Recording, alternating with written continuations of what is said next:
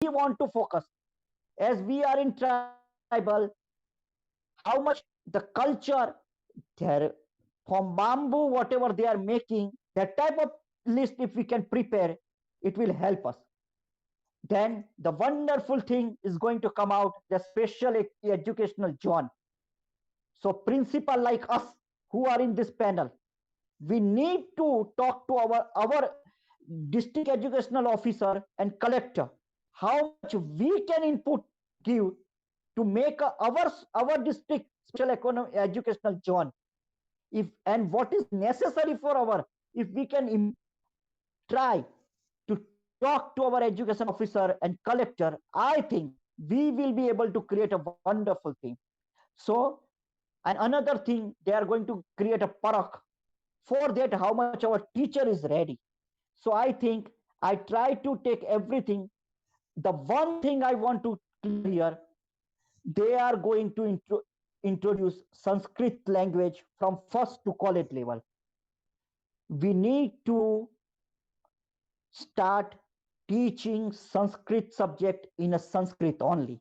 If we are able to get the Sanskrit teacher who can teach Sanskrit in a Sanskrit, I think that after that only this unique feature can be implemented in a proper way. So, in nutshell, I want to tell all of you, in this COVID time, as my one of the friend in panelists tell, I'm very hopeful. Yes, this is the wonderful time. We have a time. In that time, if we can, whatever now I have spoken, that list if we can prepare, that training of our teachers we can complete, and for that, if we can convince our parents in this time, whenever the government start the policy, my and your school who are in this panel, they all will be come out as the best implementer, and that will be the self-satisfactory, job satisfactory thing for all of us. Thank you. I think it is enough. When question come, if we'll take. Thank you, all of you. Thank you, Dr. Joshi, for sharing, your ideas in this detail. We'll come back to you with questions. Now, with this, I would request Dhiren and Joshi, sir, sir, your thought and your perspective.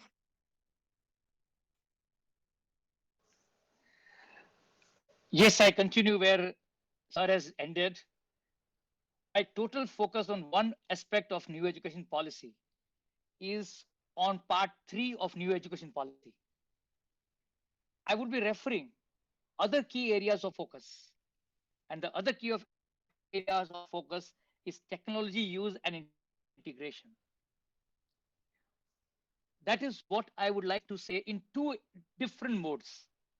One is why digital learning is going to be the need of the hour. And number two, how we are going to take the support of the teachers in implementing this new education policy, which is basically emphasizing on technology. So I start with the first aspect, why digital learning is going to be the need of the hour. In fact, I would say that every school now must have the digital learning apps in their school for teachers and students. What is the need of this digital learning apps? The need of the hour is that number one, it is going to help to ensure enjoyable and stress learning. Am I clear, sir? Am I audible, sir? Hello? Yes, Yes, you're sir. audible, Yes, sir. yes, yes. You're audible. Thank you. So, what is important is that this technology which we are going to use in schools with the coming of the new education policy, which has stress on this technology, it is going to make learning enjoyable and stress free. And when there is an enjoyable and stress free learning, it ensures long term retention. In the past, we have seen that long term attention was not emphasized at all. The children used to definitely forget in the year or two. But we know that when technology is going to come into picture, the children are not going to hear the teachers, but they are going to see also. What see? Everything which the teacher wants to explain, they are going to see in visual way. So long-term retention is going to be without any cramming. So here, technology is going to help to simplify the understanding of the concepts, and more important than the concept is application of the concepts. When the child is going to use the technology in schools as well at home, he is going to save at least 30 to 40% of his learning time, because he is getting the concepts clear in the least possible time. Whatever time he is going to save, it is going to be utilized in physical activities, which he is not getting at this point of time. When we are going to use digital learning, it is going to encourage self learning. A very important aspect of learning is self learning. When a child has got access to the digital learning, definitely he can go for learning at his own pace, at his own time, without the need of any kind of help from anybody. So definitely we need to have a digital learning apps which is going to help integrate school, teachers, and students. Very important thing. Assessment is a very important area. And this assessment, if it is done with the technology, it is going to be 10 times better than what we are doing today without technology. When we have assessment with technological driven apps, we can have test papers, we can have live test paper where evaluation takes place automatically and the child does not require any kind of help in not only the concepts, but also the application. So here, I would say that we should make sure that from whenever we implement in new education policy in which technology has been given the importance, we should go for the right spirit and make sure that every school is now having technology available for teachers, students, and more important is both. Now comes to the how to implement technology in the school, integrate technology in the school. Here, every speaker has said about the teacher training program. I always say, without the support of the teachers, no policy or not a single saying also is implemented if the teacher support is not there. So I definitely would like to say that here, in the span of next 2 or 3 months, we must make sure the teachers are trained how to use technology, how to use digital learning as the key features for making sure that when we go for the implementation of new education policy, the students are having the right direction. How to make teacher training possible is only when we sit together with teachers, explain them, make sure that they develop the confidence that digital learning is not to replace the teachers. I re-emphasize here, technology is never and can never replace the teacher. It is the fear in the teacher that technology can replace the teacher. Here my emphasis is how to use technology in enhancing the learning of the teacher, student, sorry. So here again I'm emphasizing we all teachers has to sit together, develop the confidence that technology is definitely going to enhance the learning of the students. And most important, when we work as a team, every obstacle is definitely not only solved, but challenges are accepted and making sure that we are going to use the technology in the right direction, in the right manner. Without saying more about it, I will test only one aspect of the new education policy, and that is integration of technology with schools. And I'm sure with the true spirit, if you are able to manage and bring about technology in the school and helpful to the teachers and students, we have done one very good thing, which is going to change the lives of the students. With this, I just wind up here, but I'm waiting for the teachers and the speakers also to ask questions. Thank you very much. Thank you, Doshi sir. In fact, I believe technology has already, I would say, penetrated in a very strong way. And this is just one way of technology that we have. Alokesh Sen sir from Rajasthan, Plani, and Indu Khetpal ma'am from Delhi, and you also from Delhi, Joshi sir from Gujarat, and Sunil Dangiji from Haryana. So I believe in coming time, teachers training, would happen in that way as well. Legends like Alokesh sir or Indu Khetpal ma'am would be sharing their experience and wisdom with thousands of teachers across country in coming time. In order to achieve a common goal. So big thanks, Doshi sir, for sharing your thoughts and ideas. We'll come back to you with questions. And now with this, I would request Mr. Bhat Goel. Bhaji, you are an entrepreneur, you are an educator. I'm sure that you see this education policy, from a different perspective. So we are very excited to hear your ideas and perspective. Mr. Goel, over to you. Thank you, Raju. Thank you. Um, I I have jotted down something around the implementation of NEP 2020 and how this is going to be. I would go ahead and only just put out a point stating that NEP is the policy view of the government currently. So it is most of the people that I've met today, they take it as a holy grail, and probably that we should not really take it as. It's more of a policy document, and rules and implementation is very, very important. How well it is being implemented. Some of the major aspects wherein we have to focus on the implementation of National Education Policy 2020 is one is the greater spending. NEP largely hit all the right chords for perfect symphony. The implementation must be as good as the policy is on paper. For starters, the spending on education sector should increase substantially for the right implementation of NEP. The policy claims that 6% of our GDP would be implemented, but we should keep in mind that Kothari Commission had suggested this more than 50 years ago.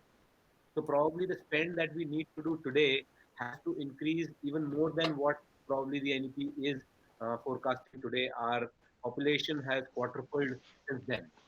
So we have to look at, and obviously the rich Western states, સાંભળો તો it will be સાંભળો તો very, very easy for them. They will emerge as fast adapters. સાંભળશો ભાઈ For the rural states and Bhabhiji eastern states, they will struggle financially in implementing the policy in letter and spirit. In fact, I can mention that I am from a hilly state of Uttarakhand, and even for a state like Uttarakhand, it might be a challenge to implement 6% of GDP on education.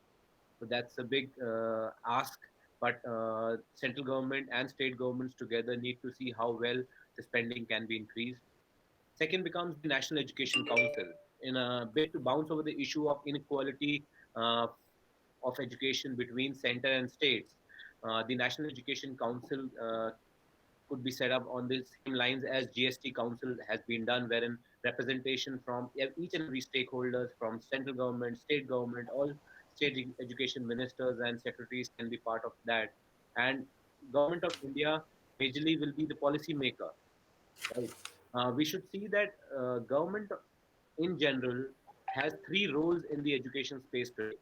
They are the policy maker, they are the regulator, and they are also the operator of the biggest education system in the country. So whatever policy implementation happens, government has to take care that they are justifying all the three roles. And in fact, I'll be a very big advocate in stating that government should stick to the roles of a policy maker and a regulator, and start to do away with the operator role, because that is what creates a lot of problems in implementation of policy. It makes the situation very highly politicized. Some changes uh, will be very easily accepted, but others will have very far-fetched implications and problems, right? As I'm talking about operators, so private schools and private educational institutions become a very, very important player in our education space.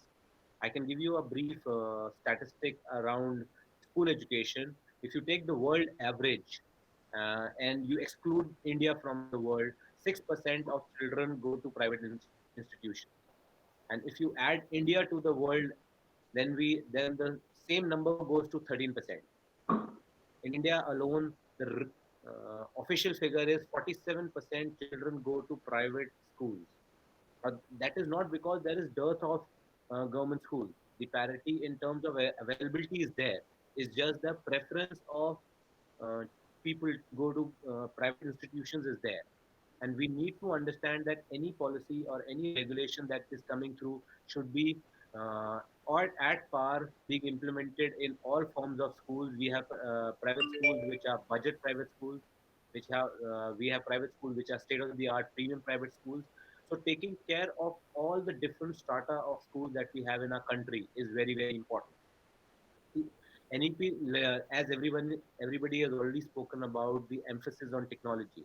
In order to implement the association of education with technology, tier two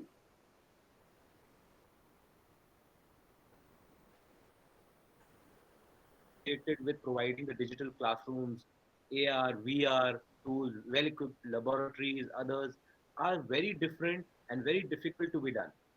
Even 95% of the schools in our country are charging less than 1,000 rupees a month. The private schools I'm talking about.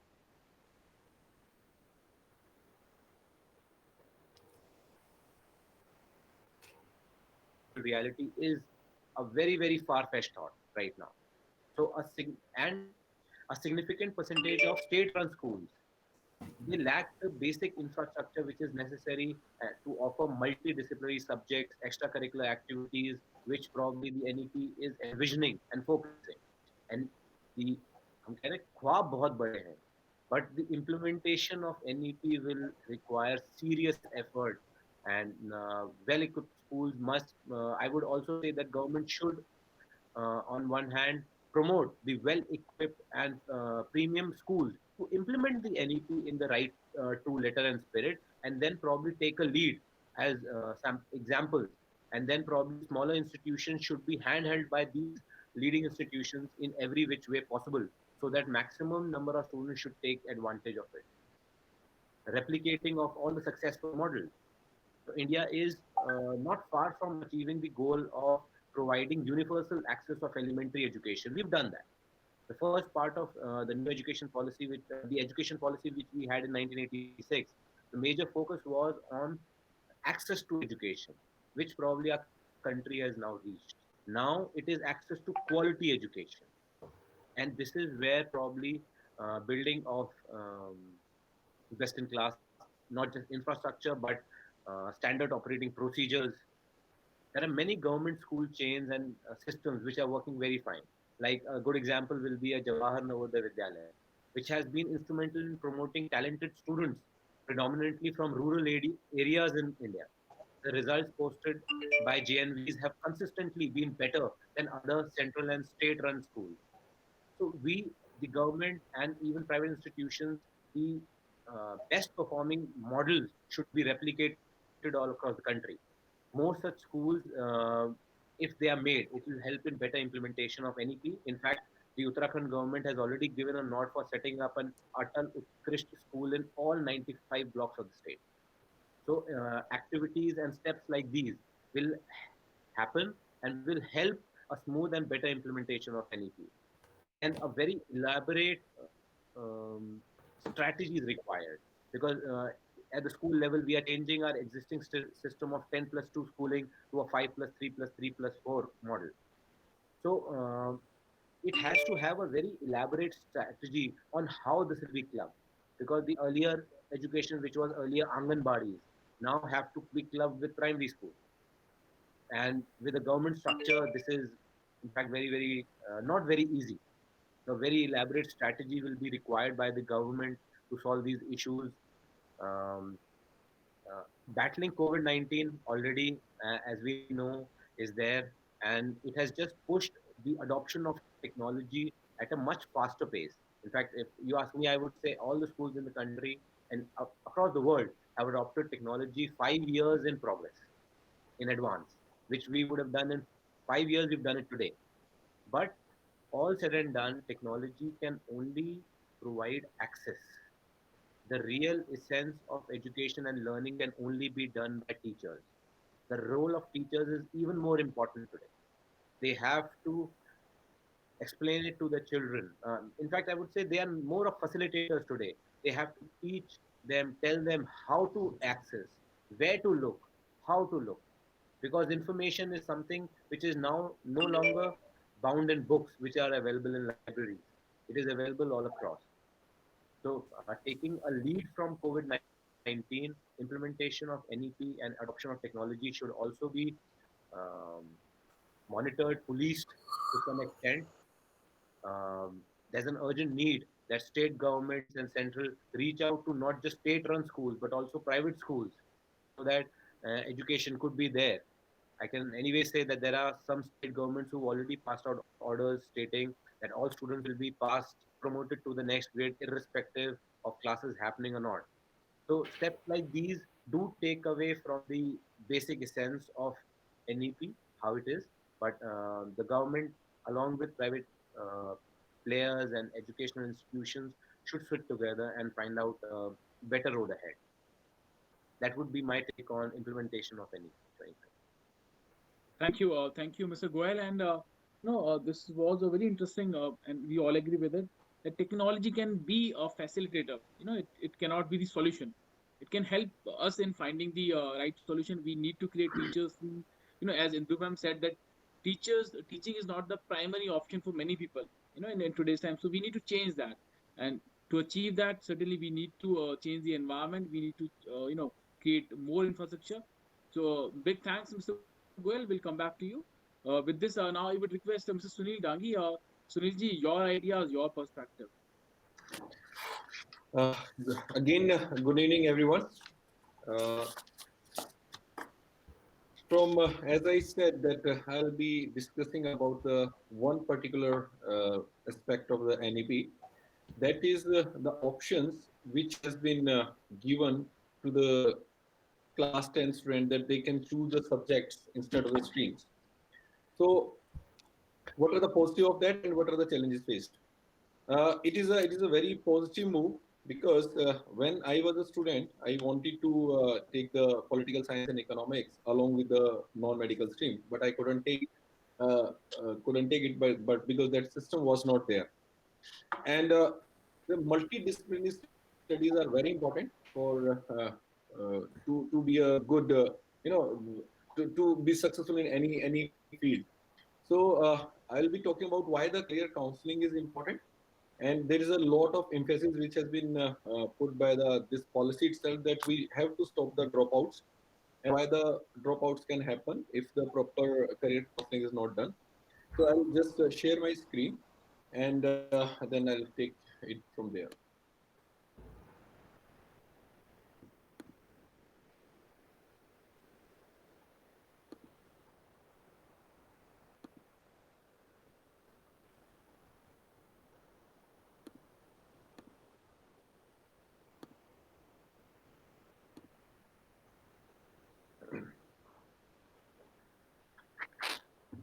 Basically, we have been working for last 2 years, that how the career counseling should be done, and why it is important. Basically, what happens is generally there are conventional ways using which a child choose the career, and there are lots of problem with these conventional ways. Generally, a child choose a career under the influence of the guidance of the parents, peers, society, family, teachers, nowadays internet also. But the question is, under the influence of whom, or the guidance of a child is choosing a career, are they aware of all the career options available? Do they understand the importance of interest, personality, and aptitude of the child while choosing the career? And interest and personality are just not the dictionary words. These are the psychological terms. Next is, are they aware of the optimal path which need to be chosen to be at the epitome of any particular career? Basically, the people those are guiding the child, do they qualify to do so? So that's a very, very big thing. And what happens is, because of these conventional ways of choosing the career, it could lead to this following problem. There could be a dropout, because if a child is studying something which does not suit his aptitude or his interest and personality, then he will drop out. He will not be interested in learning that subject. So, and even if he is not dropping out, and somehow he continue with that, then the chances of him or her becoming an unemployable increases. Because again, if you are studying something which does not suit your AP, aptitude, personality, and interest, so you won't be employable. So, and another problem which can arise is, even if you are getting say some job after that, then the if you're doing some work uh, which is again does not suit your interest, then you will remain restless. That I want to change where I have come and all those things happen. So either during the job or during the studies, in a very rare circumstances, it could also lead to suicide even. And these are not just our assumptions. Uh, these are the facts for they are facts for it. These are the few screenshots from some newspapers. The Hindu news says this is in July 2019 news.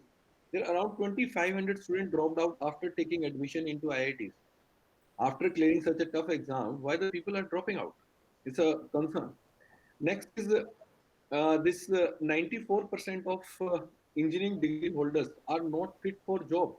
They are not employable. And in India, around there is a one student suicide per 90 minutes. In 1.5 hours, one student suicides. So this is the and the major cause of all this is because of the wrong career choice. So now the problem is the how to solve it, how to solve that problem. To solve that problem, and after this NEP, it is going to become more problematic because now they are allowing us, they will be allowing the student not to just choose the stream. They will have to choose the subject. More the options, more the confusion, and it's for the parents as well as for the child. So, in the NEP, the lot of emphasis has been given that we have to stop the dropouts in the elementary education as well as in the higher education. So, how will it happen? Because for that, the child will have to choose their career properly so that they don't think of leaving it. So, there should be a platform, a digital platform, where a child can explore all the careers. And the information on that platform should be that easy and interesting and engaging for the child that they would like to spend time on that. We are in our platform. What we have done is we have provided all the information in in the audio visual format, in an animated audio visual format. So child would like to spend time on that. Next is after exploring, and that's multilingual. It's in Hindi, English, Marathi. There are lots of languages. After exploring the career, and the child can explore, or the person who is guiding the child, they can also explore it. After exploring what is the best fit for a particular child. So for that, we need to know what is the aptitude of the child, what is the personality of that child, and what are the interest of that child. Based on and that there are science behind it. One can easily find using the psychometric assessment. One can easily find out the API, aptitude, personality, and interest. But the question is that will the child like to give such kind of test? Do they take it seriously? Because these are the text-based tests. So what we are doing is we are converting all these psychometric assessment into a video game. A child will be playing the game, and his psychometric assessment will be happening at the back of it. The kind of steps he will choose during playing the game. So his psychometric happen, and we will come to know his aptitude, personality, and interest, and that will be mapped to the right career. After finding the right career, next question is what are the colleges, what course needs to be done, and what are the colleges those are offering the such courses, what are the entrance exam. So all this information, starting from the exploring, finding the best fit, and then the optimal path for that. All the information is available on a single platform. So that's the solution to the problem. We are working with the IT Delhi for that, and there are psychologists from IT Delhi which are involved with us for doing it. She's our core team actually. Professor Purnima, she's a head of psychology IT Delhi, and this is me and my co-founder Nitin. He's a educationist for the last 20 years. Dr. Vijay Pandey is a psychometrician and is working with us from France. She is Mira. She's has been a counselor in IIT Delhi and IIT Mumbai, and then the psychologist. And he's a technology guy, Karan, and our advisor. I'll play a small video for you so that you can realize. I hope that it will help you understand what we are doing hi, actually. क्या आपके students आपसे अक्सर ये सवाल पूछते हैं कि उनको कौन सी स्ट्रीम या करियर चूज करना चाहिए, कौन से एंट्रेंस एग्जाम देने चाहिए या कौन से कॉलेजेस में अप्लाई करना चाहिए? क्या आपके टीचर्स या स्टाफ के पास इन सभी सवालों का उत्तर एक स्ट्रक्चर्ड और साइंटिफिक फॉर्म में उपलब्ध है? और क्या वो हर बच्चे के इंटरेस्ट, पर्सनालिटी और स्किल के अनुसार उनको करियर सजेस्ट करते हैं? क्या आप चाहते हैं कि आपके विद्यार्थी अपनी क्षमता के अनुसार देश और विदेश के बेस्ट कॉलेजेस में एडमिशन पाएं और आपके स्कूल का नाम और भी रोशन करें, ताकि आपके स्कूल में हर साल ज्यादा से ज्यादा एडमिशन हो? Of course, you want that. No questions about that. But the question is how to make sure that this happens. Is there any system in your school through which a student can get all the critical details about any career plus support and other important information very easily and quickly available in a well structured and scientific manner? Or you are still heavily dependent on your staff, teachers, and career counselors? Well, how about having every solution from your school's own website at zero cost and 100% data privacy? Yes, you heard us right. At zero cost and with minimum human resource required. eMango will empower your school website with all this and much more. You will definitely love it when your students get automatic So reminders about form opening and closing dates for various exams and scholarships by the school itself. How it works: your students require the following things to secure admission at any decent universities: an unbiased guiding platform which tells them about which career matches their interest, personality, and aptitude, and easily available unbiased information about all the careers, entrance exams, and scholarships, admission procedures to various universities, regular reminders about important dates so that they don't. So basically, this is the way we are providing the information, and now I'll stop my screen. Yeah. So what we are doing is we are using the technology a lot, and so that all this with the help of technology, what we are trying to do is we are trying to reduce the cost. We are trying to make it easy to use for the student, for the parents, and we are also trying to keep a student engaging. They should feel interesting while exploring. Otherwise, if they will not feel interested, so they are going to leave the platform. So this is the way, we are developing this platform in a very, very innovative way. And for the rest, and it is very important actually. We are using the huge, there are 100 years of research which is going into this. Of course, I'm not a psychologist, but the professors and all those are involved. They are using all the psychology in it and converting the technological format so that it can be easily used. So that's and as per NEP, the more options are coming, schools will start facing the more problem, because now the parents will start asking, instead of stream, they'll start asking what subject, which college, which exam, and the student, maybe school does not have the expertise for all that. So this kind of platforms will be required, and the technology can really help to the schools. And here I would rest my the thing. Thank you. Thanks for listening. Thank you, Sunil Dangiji. And with this, I would request Michelle. Michelle, you come, you represent that art side of education, and in this national education policy, there is a very special emphasis upon music in particular, and art education and co-curricular activities in general. So, your views and your perspective, Michelle. Right. Thank you so much. Very good evening, everybody. It was great hearing you all and the different perspectives of the national education policy. I'll just quickly place my views, basically very much in the line of what Sunil sir said, that where we didn't know what to do, how to do. Like, I wish that I had this education policy, and right now, even as students are given the choice to choose what they want at a very early stage, it's a very holistic development that we are doing for the kids.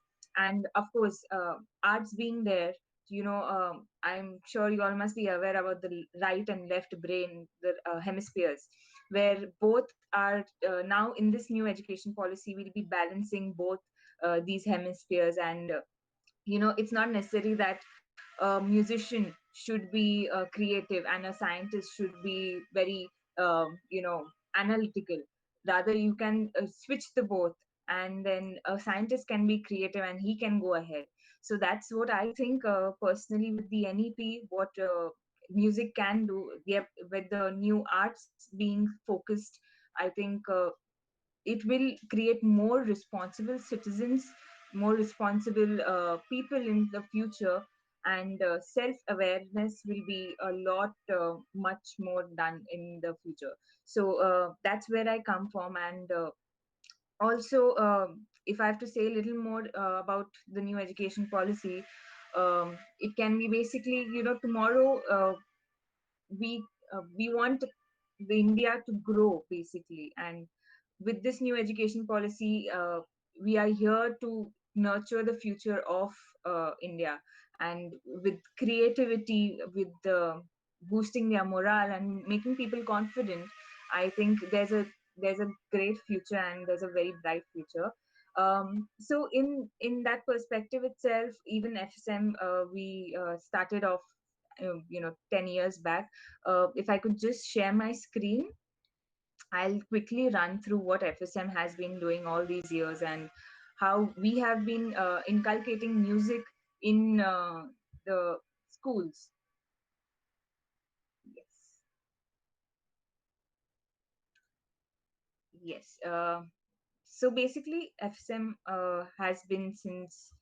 Um, so the mother company is Fatados. You all must